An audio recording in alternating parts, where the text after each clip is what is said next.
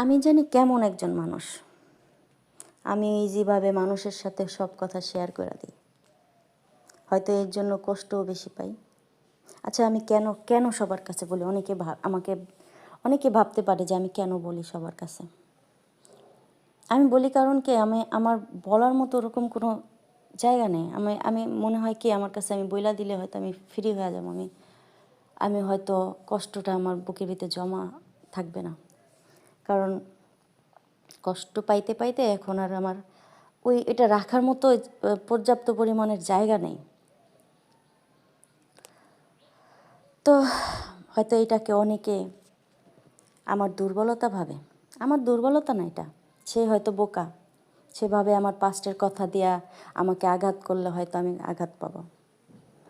হ্যাঁ, আমার কষ্ট লাগে তার জন্য যে তার যারে বিশ্বাস করে আমি আমার কথাগুলি বলছি, সে আমারে সেই বিষয়টা নিয়ে খোঁটা দিতেছে।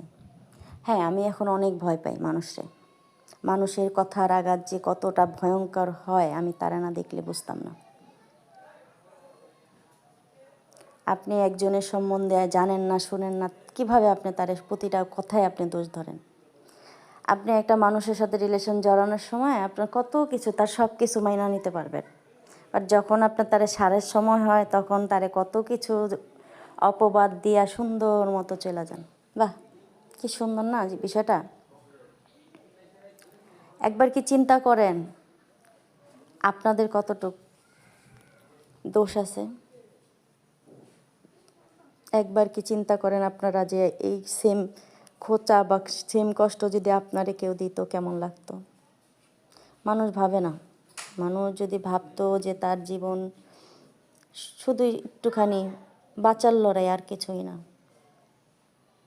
পৃথিবীতে আসলে নেওয়ার মতো কিচ্ছু নাই। উপভোগ করার মতো অনেক কিছু আছে, আপনি উপভোগ করতে পারবেন।